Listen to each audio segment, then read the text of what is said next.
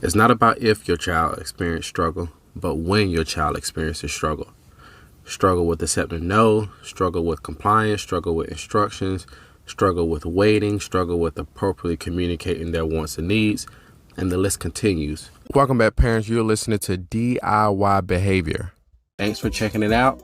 Now, enjoy this episode.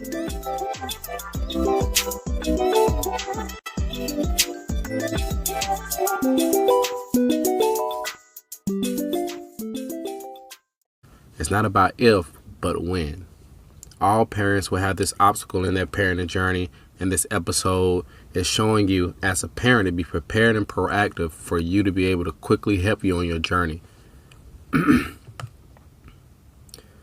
No matter how many tips and strategies that you may research or even hear on this podcast, the easiest and most simple strategy that can help you on your parenting journey is learning and getting into the habit of knowing what you want your child to do. What do I mean by that? So many parents, teachers, caregivers, and any other adult with authority has a habit of telling kids and adults what not to do.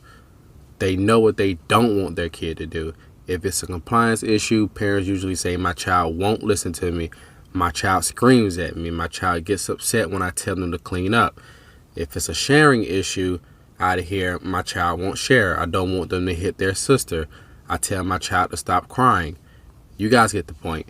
But a very simple and effective strategy to help you with the parenting issue is knowing when and how to identify what you want your child to do more of. By default, what you don't want your child to do more of will ultimately decrease once you identify what you want your child to do more of.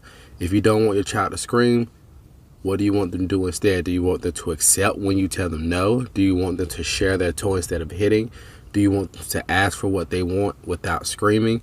What is your what? You as the parent have to get in the mindset of knowing what you want your child to do, because if you don't do it, who will?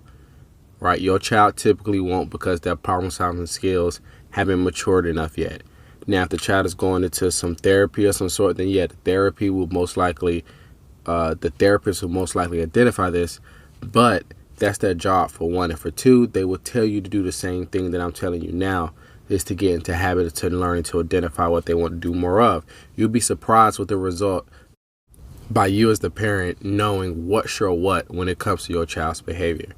By knowing this, you in turn funnel out all the unrelated strategies and tips that most likely won't work, while also focusing on the strategies and the tips that are most logical and make sense, because you now know what you're exactly looking for.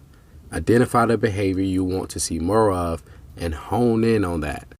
So, for example, think about it like this. So all the companies apply this strategy. They hone in on what they want their customer or their audience to do more of, and then they focus in on that rather than what their customers aren't doing. So let's say, and we could pick any company, but let's pick something like Chick-fil-A, right? The restaurant business. They may see that their clients not spending this X amount per month. They may see their clientele aren't focusing in on this particular, whether it's desserts or the case may be, right? Essentially what they do is they hone in on just the one behavior of just buying things. So that's when the reward system plays in a part. You get an email saying, buy 5 meals, get 1 free. Buy 2 bags of cookies and get 1 free meal. What they're really doing is just focus on one behavior, and then they're rewarding that behavior. So in turn, what are you going to do more of? You're going to buy just to get that reward. The lottery system does the same thing. You buy scratch offs, you buy tickets, whatever the case may be. You never know when you're going to get the reward in the lottery. But what happens is you just keep buying. And in turn, the lottery is a multi-million, billion dollar business, right? So take this same concept and apply it with your kid. What do you want to do more of? And focus in on that, and in turn reward that when you see it.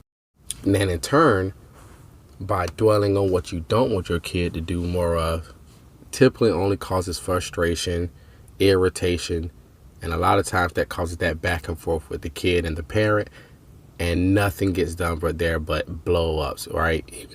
Or even just walking away, right? But it doesn't tackle the issue. So let's say you have a daughter and there's a compliance issue. And in turn, you don't want to see them screaming or refusing or being defiant. And you want them to see more of them following instructions from you. A great strategy from there is when you catch them following instructions for you, or let's say one little simple thing that you know that they can do, right? And I always ask this question: how can I set them up for success? Even though your daughter may have a hard time with cleaning up, but she typically responds well when you tell her to make her bed, for example. So go ahead and give her some instructions to do things that really she has already in her repertoire. She's shown that she can do that with no problem, right? And reward that. In turn, what are you communicating to her? That this is why I want to see more of you. I'm going to reward you for this. So about time that you go to a task that she has a hard time with, she's most likely going to follow those instructions then, because you've been rewarding her compliance the whole time. So in turn, be very mindful and particular and precise about what you actually want your child to do. By that, the battle is already half done. Now you just need to hone in on that particular skill set that you want your child to do more and reward it. All right, that's my time. The number one question to ask yourself when it comes to your kids' behavior is, how can I set them up for success? Until next time, parents.